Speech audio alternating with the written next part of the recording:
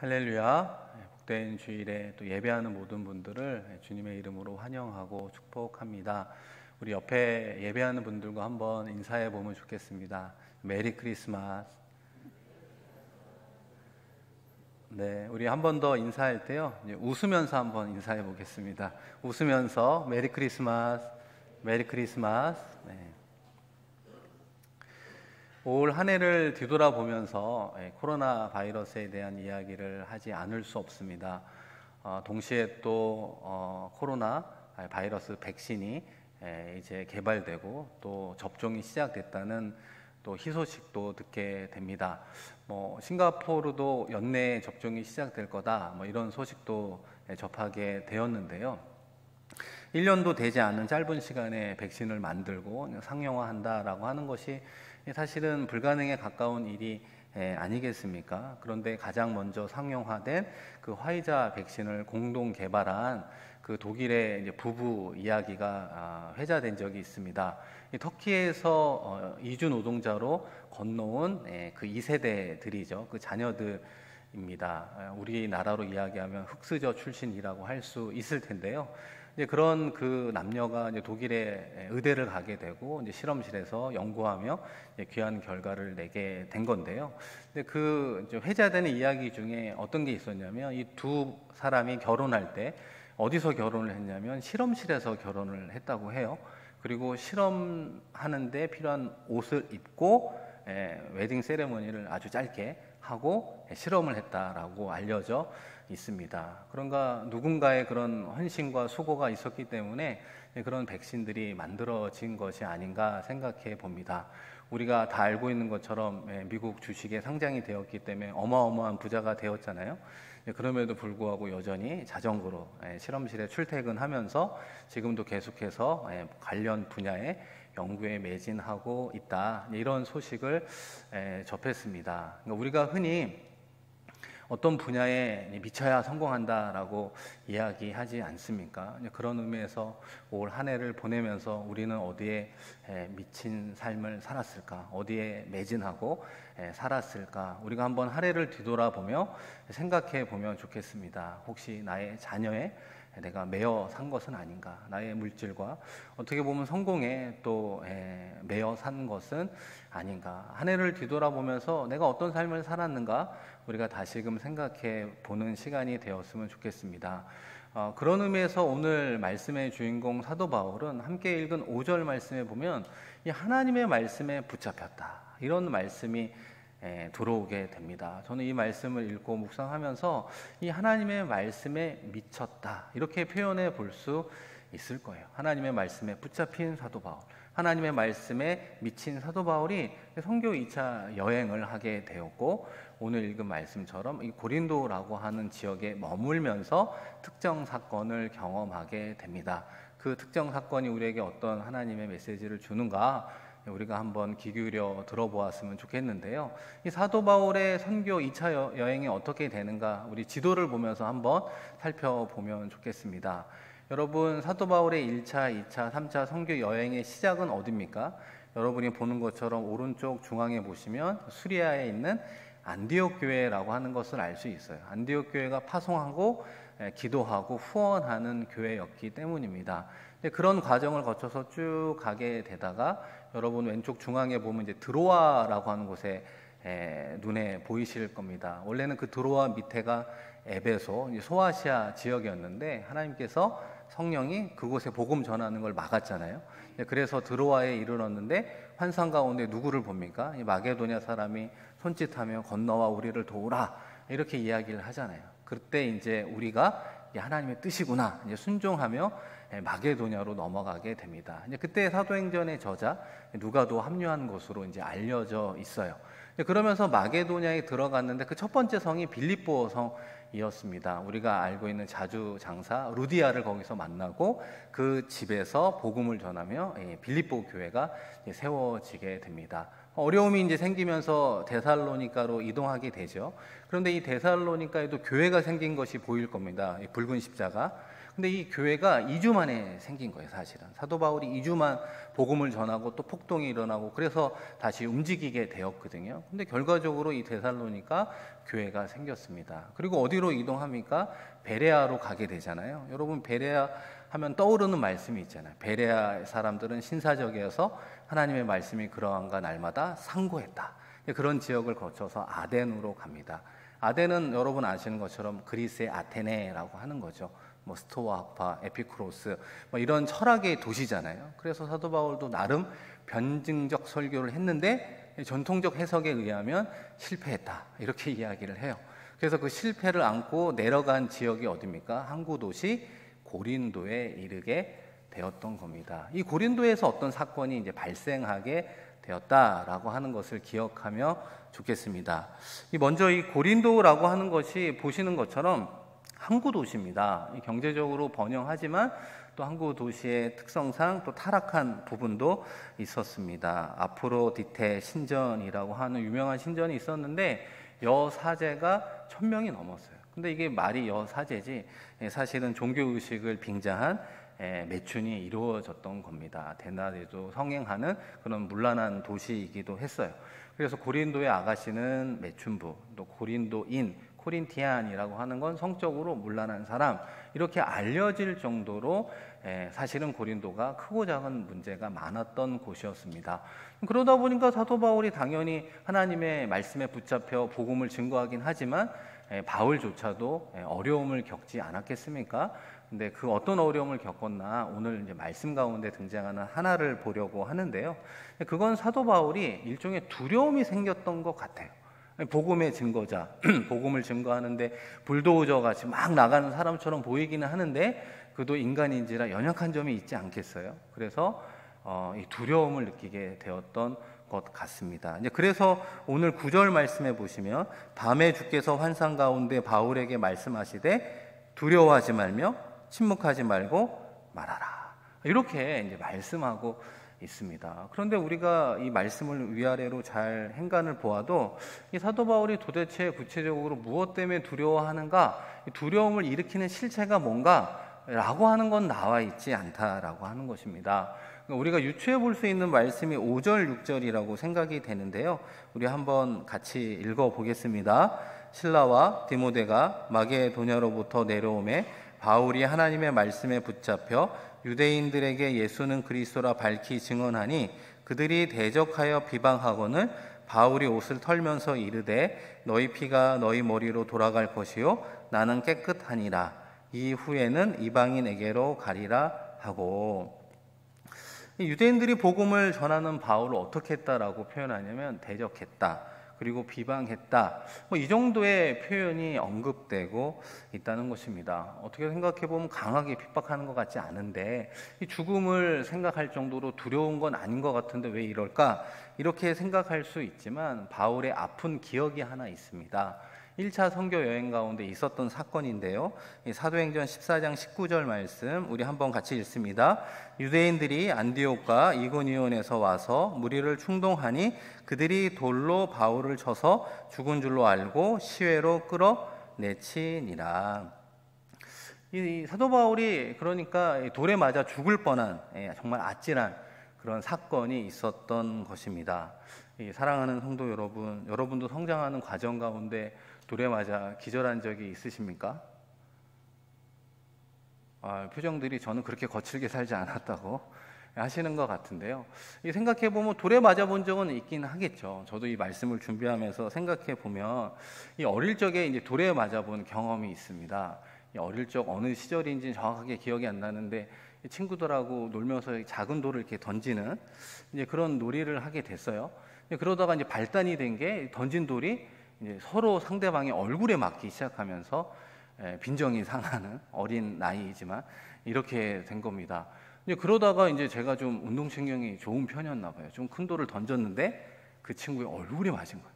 그래갖고 그냥 환호하고 좋아하고 그랬었는데 이내 그 친구가 그거보다 더 큰 돌을 들고 저를 향해서 이제 던졌던 기억이 있습니다. 그런데 그게 어디에 맞았냐면 제 이마에 맞은 거예요. 여러분 일 아니라고 별로 반응이 없으신데요. 이 큰 돌에 맞고 지금도 이렇게 이마를 쭉 보면은 이 왼쪽 맞은 부위에 뿔룩 튀어나왔습니다. 이 40년 전의 사건이었는데 여전히 이렇게 그 혹이 가라앉지 않는 이런 사건이 있었던 기억이 있어요. 그러다 보니까 지금도 길을 가다가 누가 뭔가 던지는 어떤 행위를 보게 되면 움찔하는 이제 그런 경험을 하게 됩니다.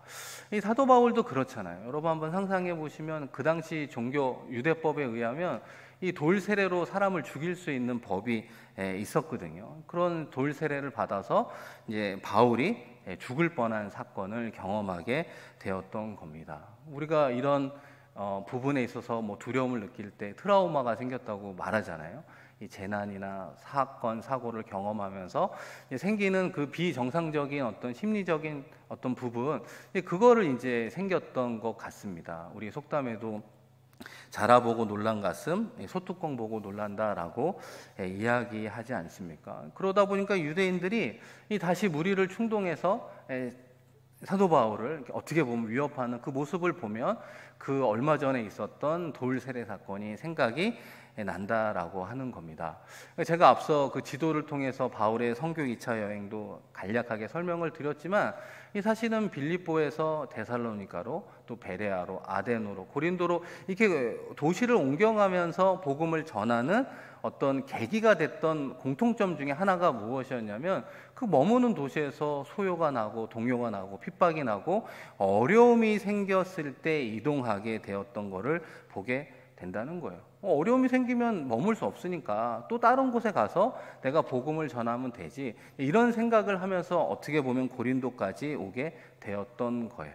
그런데 이곳에서 다시 유대인들이 그 사도 바울을 위협하고 충동하는 이런 상황에 이르게 되면 바울과 일행은 또 다른 곳에 가서 복음을 전하자, 이렇게 생각할 수 있는 상황 가운데 다시 한번 주님께서 환상 가운데 들려주시는 말씀이 있습니다. 우리가 이런 배경을 가지고 한번 사도행전 18장 9절 말씀 같이 읽어보겠습니다.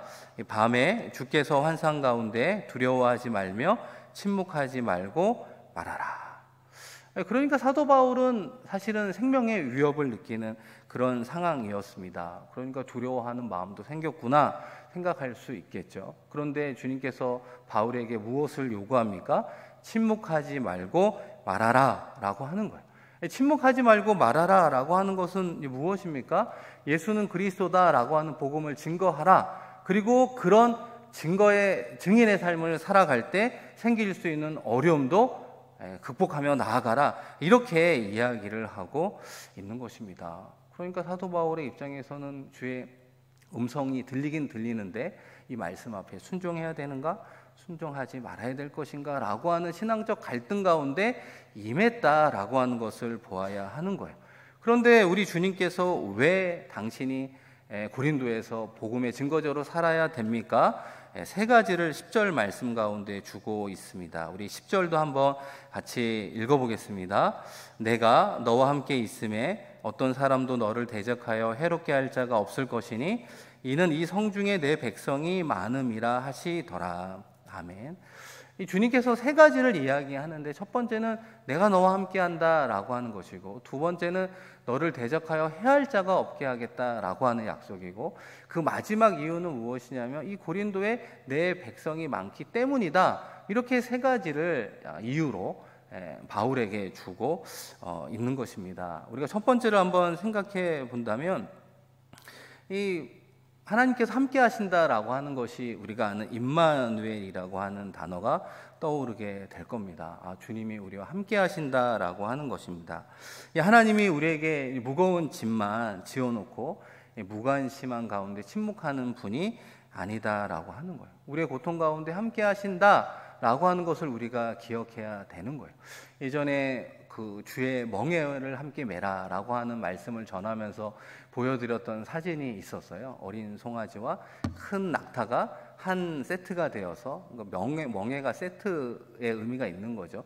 그리고 나서 이제 그 역할을 감당했던 사진이었습니다.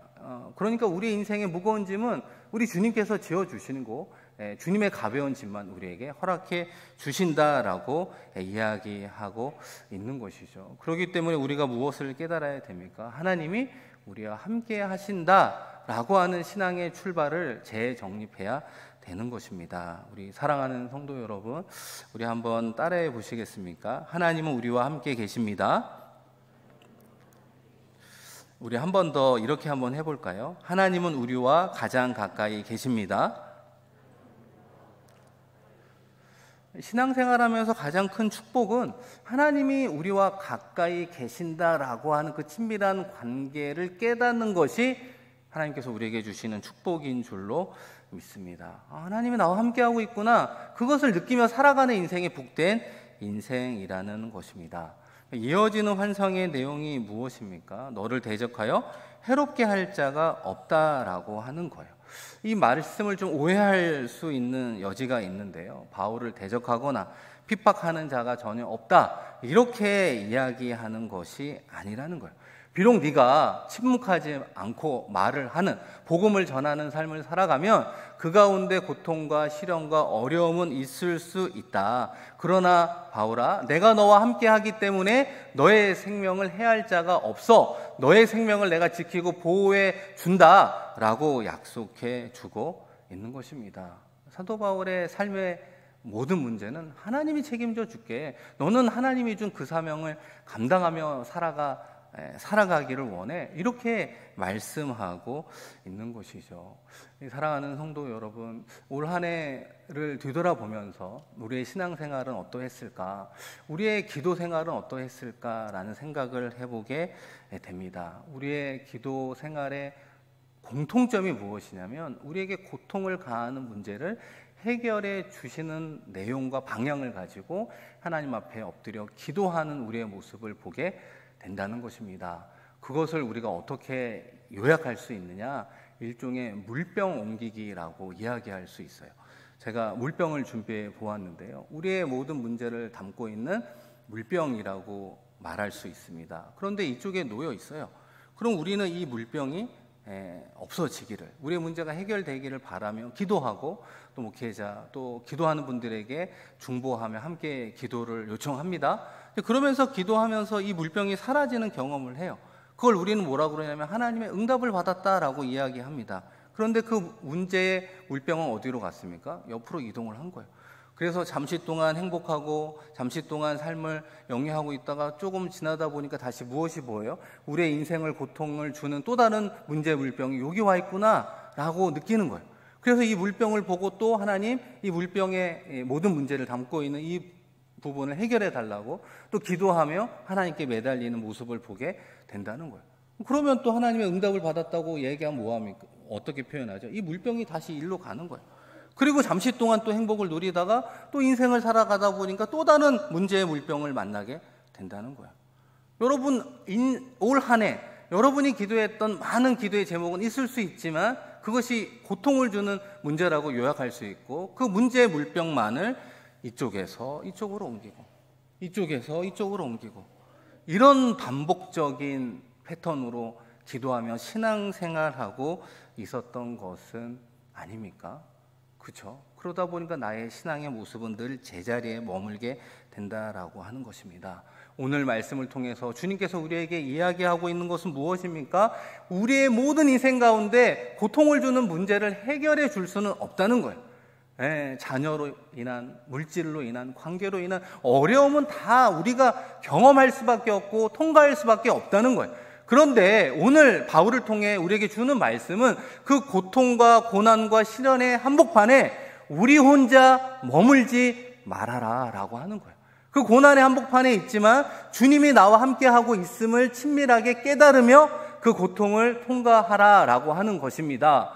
그리고 동시에 주님께서 우리에게 주시는 그 사명을 바라보고 그 사명을 다하는 삶을 살아가라고 이야기하고 있다는 거예요. 주님께서 주신 사명을 바라보고 감당하면 우리에게 고통을 주는 이 시련과 어려움을 하나님이 책임져 주시는 은혜를 경험케 한다라고 약속해 주셨습니다. 사랑하는 성도 여러분, 이 환상이라고 하는 건 가장 시기적절한 가운데 사도 바울과 일행들에게 나타났어요. 다시 말하면 우리도 어렵고 힘든 그 순간에 우리가 중요한 결정을 할 때, 우리가 정말 어떤 큰 일을 감당할 때마다 우리 주님은 말씀해 주신다는 거예요. 힘을 주시고 은혜를 주시고 새로운 이정표를 정해서 그 길로 갈 수 있도록 허락해 준다는 것입니다. 중요한 것은 무엇일까요? 그런 음성을 듣고 순종하느냐, 순종하지 않느냐, 그 몫을 우리에게 남겨주셨다는 것입니다. 사도 바울에게 침묵하지 말고 말하라 이렇게 이야기한 마지막 이유가 무엇입니까? 이 성중에 내 백성이 많기 때문이다 라고 이야기하는 거예요. 두려워하지 말고 너를 해할 자가 아무도 없는데 그 이유는 이 성에 내 백성이 많기 때문이야. 이 말씀을 어떻게 오해할 수 있냐면 고린도에는 크리스찬들이 많으니까 사도 바울을 물리적으로 지켜줄 수 있는 사람들이 많으니까 두려워하지 말고 말을 해라 이렇게 생각할 수 있다는 거예요. 그러나 이 말씀은 그런 의미가 아니에요. 이 성에 내 백성이 많다라고 하는 건 이 고린도 성의 구원을 받을 영혼들이 아직 많이 남아있다라고 하는 것을 이야기하는 거예요. 그러니까 사도 바울아 두려워하지 말고 침묵하지 말고 복음을 전해라. 예수가 그리스도다라고 하는 복음을 증거해서 고린도에 구원받을 영혼들이 하나님의 선물을 받도록 해라. 이렇게 이야기하고 있는 것입니다. 우리가 이 말씀을 통해 생각해 본다면 2000년 전 고린도 성에만 구원 얻을 영혼들이 있겠습니까? 그렇지 않다는 거예요. 우리가 머무는 삶의 자리에도 구원 얻을 영혼들이 있다는 사실입니다. 우리가 2020년 싱가포르 한인교회 폐허가 선교하는 교회를 넘어 선교적 교회로, 이 선교적 교회의 출발이 무엇입니까? 어떤 인식으로부터 시작하죠. 내가 선교사라고 하는 거죠. 내가 머무는 지역이 선교지다라고 하는 인식의 전환과 정체성을 가지고 살아간다면 내가 머무는 곳에서도 주님께서 어떤 음성을 들려주시고 있습니까? 내가 머무는 그곳에 내 백성이 많기 때문이다. 구원 얻을 영혼이 아직 많이 있다. 이렇게 우리 한 사람 한 사람에게 주님께서 이야기를 해주고 있는 것입니다. 그렇기 때문에 우리가 선교적 삶을 살아갈 때 비로소 주님이 함께하는 은혜를 충만히 누리게 되는 줄로 믿습니다. 이 사랑하는 성도 여러분, 우리가 한 해를 뒤돌아보는 시기가 되고 있잖아요. 그렇다면 올 한 해 우리의 삶을 어떻게 평가해 볼 수 있을까 생각해 보면 저는 이렇게 요약해서 이야기할 수 있어요. 여러분의 삶의 자리에서 간증이 얼마나 있습니까? 이렇게 물어볼 수 있어요. 1년을 뒤돌아보면서 내가 누군가의 하나님의 은혜를 받았다. 정말 하나님의 어떤 축복을 받았다. 이야기할 수 있는 그 간증이 얼마나 된다라고 생각을 하십니까? 목사님 간증이 그렇게 중요한가요? 늘 감사하고 기도하고 신앙생활하면 되죠 라고 말할지 모르지만 제가 말씀드리고 싶은 포인트의 간증은 어떨 때 나오는 것이냐? 순종할 때 나오는 것이 간증이기 때문에 그래요. 순종하지 않고도 신앙생활을 할 수 있습니다. 하나님의 말씀을 듣는 데 머무르며 신앙생활하고 봉사활동도 할 수 있다라고 하는 거예요. 여러분 그렇지 않습니까? 매주일 예배를 통해 나름의 은혜를 받고 또 여러분이 좋아하는 또 한국의 유명한 목사님들의 설교를 듣고 주중에 많은 나눔을 해요. 듣고 나눔까지는 해요. 그런데 그 이상이 없다는 거예요. 그리고 한 주가 지나가는 인생이 아니었습니까? 52주의 인생이 그렇다는 거예요. 듣고 은혜 받고 입으로 나누기까지는 하는데 어디까지는 못 나가느냐? 순종의 행위까지는 나가지 못한 채 1년이 지나가고 있기 때문에 간증이 없는 거예요. 여러분 간증이 없다라고 하는 이야기에 어떻게 보면 언짢을 수도 있겠죠. 없다고 생각하는 분들은. 그러나 우리가 객관적으로 우리의 신앙을 평가해 보아야 하지 않겠습니까? 순종과 함께 뒤따르는 간증이 없다는 건 내가 순종하지 않은 1년을 보냈다라고 하는 것을 이야기하는 거예요. 하나님께서 원하는 건 말씀을 듣는 수준이 아니라, 말씀을 나누는 수준이 아니라 순종이라고 말할 수 있는 삶의 실천의 자리까지 나가기를 원하는 거예요. 지금 사도 바울에게 그걸 이야기하는 거 아니에요? 사도 바울아 목숨을 걸고 말을 해 라고 하는 하나님의 음성 앞에 사도 바울이 순종한 이야기를 보여주고 있기 때문에 그렇습니다. 간증의 삶은 순종할 때 이루어지고, 순종이라고 하는 건 내가 좋아하는 건 99% 아니에요. 내가 하기 싫은 거, 부담스러운 거, 어떻게 보면 좀 불편한 거, 내가 희생을 해야 되는 거, 내가 손해를 보는 거, 내가 뭔가 높아지지 않고 낮춰지는 그 모든 일의 방향성 가운데 나타나는 신앙의 행위가 순종이라고 말할 수 있습니다. 올 한 해 나는 얼마나 순종했는가? 순종을 통해서 하나님께서 허락하신 그 간증은 무엇이 있는가?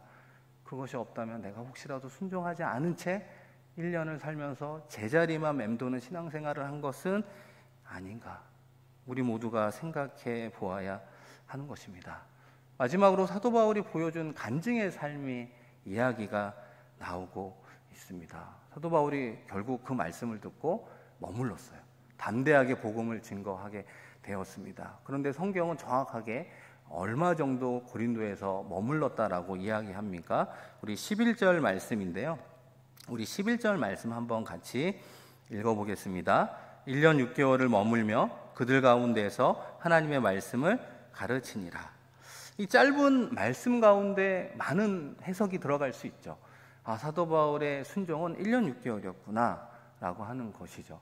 1년 6개월 동안 머물렀지만 침묵하지 않았구나. 하나님의 말씀을 가르쳤구나. 목숨을 걸고 하나님의 말씀을 성령에 붙들려 가르쳤구나 라고 하는 것을 알 수 있습니다.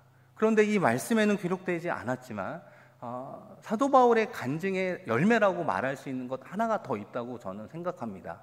근데 그것이 무엇이냐면 1년 6개월 동안 사도 바울이 이 고린도에서 머물면서 서신서 3개를 쓰게 돼요. 그게 무엇이냐면 데살로니가 전서, 데살로니가 후서, 그리고 마지막 뭘까요? 갈라디아서를 쓰게 된다는 거예요. 여러분, 갈라디아서는 1차 선교 여행 때 만들어진 갈라디아 지역의 교회를 말하고, 그 다음에 2차 선교 여행 때 아까 그 데살로니가를 지나왔잖아요. 그 교회를 향해서 이 3권의 서신서를 쓰게 되었다라고 하는 거예요. 만약에 사도 바울도 자신의 생명에 위협을 느낀 나머지 고린도를 지나 다른 곳에서 복음 증거하는 자로 살아갈 수도 있었겠죠. 그렇다면 1년 6개월 동안 지내면서 이 3권의 서신서를 쓰지 못했을 수도 있다라고 하는 겁니다.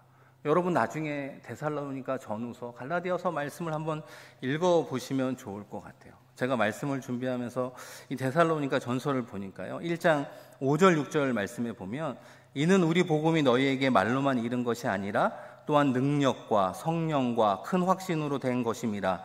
우리가 너희 가운데서 너희를 위하여 어떤 사람이 된 것은 너희가 아는 바와 같으니라.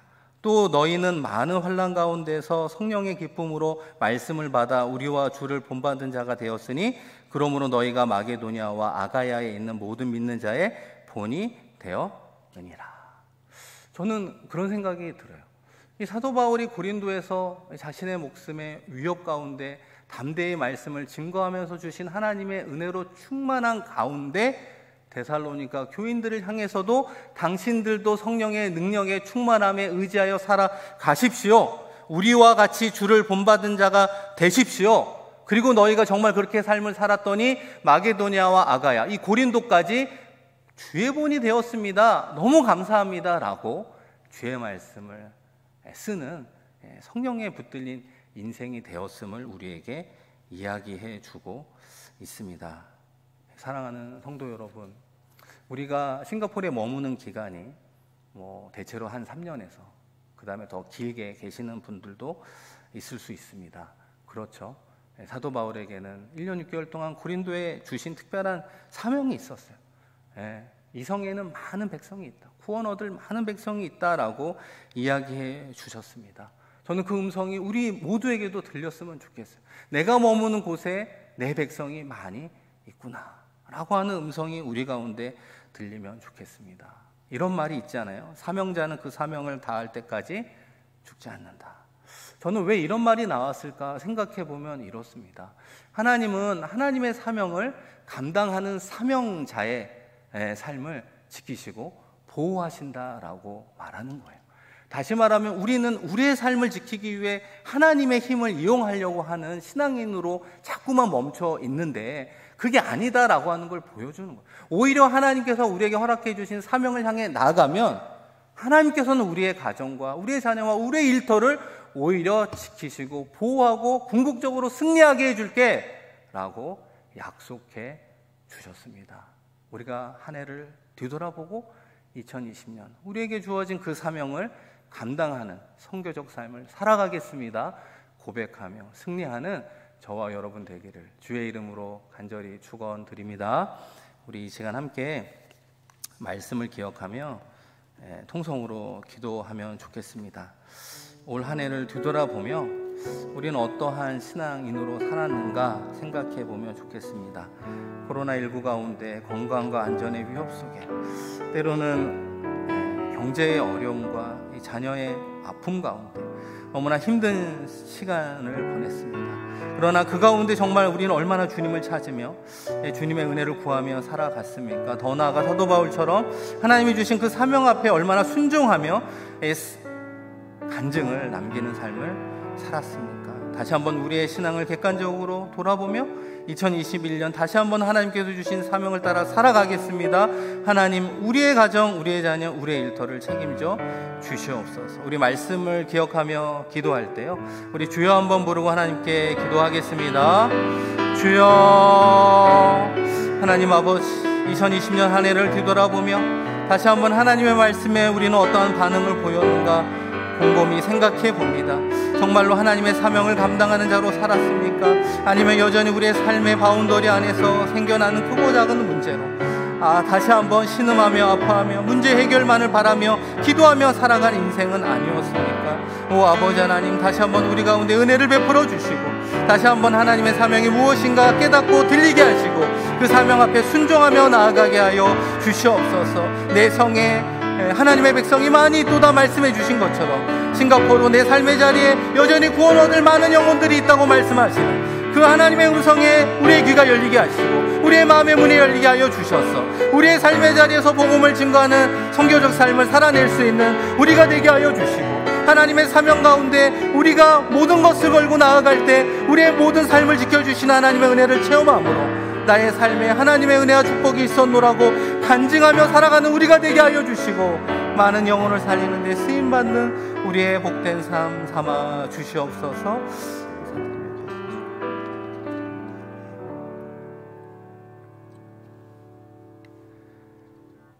하나님 아버지, 2020년 한 해를 뒤돌아보는 시간이 가까우고 있습니다. 한 해를 뒤돌아보면서 우리는 어떤 신앙인으로 살았는가 다시 한번 생각하는 우리가 되게 하여 주시옵소서. 코로나의 어려움으로 인해서 건강과 안전의 위협 속에 때로는 경제적인 어려움과 때로는 자녀의 여러 가지 크고 작은 문제와 아픔 속에 살아갔던 한 해이기도 합니다. 그 고난의 한복판에서 정말 우리는 얼마나 주님을 붙잡으며 살았는가 다시 한번 바라보게 하여 주시고 주님과 함께 동행하는 우리의 삶의 자리 가운데 베푸신 하나님의 축복, 하나님의 간증이 무엇인가 다시 한번 바라보는 우리가 되게 하여 주시옵소서. 사도 바울을 통해서 약속해 주셨던 것처럼 하나님께서 주신 복음 증거의 귀한 사명을 감당할 때 오히려 우리의 생명과 우리의 자녀와 가정과 일터를 지켜주시겠다 약속해 주시는 하나님의 약속을 믿음으로 고백하며 듣는 데에만 머무는 것이 아니라 말씀을 나누는 데에만 머무는 것이 아니라 정말로 순종의 모습으로 삶의 자리에 실천하며 나아가 하나님께 영광 올려드리는 우리 모두가 될 수 있도록 성령 하나님 함께하여 주시옵소서. 감사드리며 귀하신 예수 그리스도의 이름으로 기도드립니다. 아멘.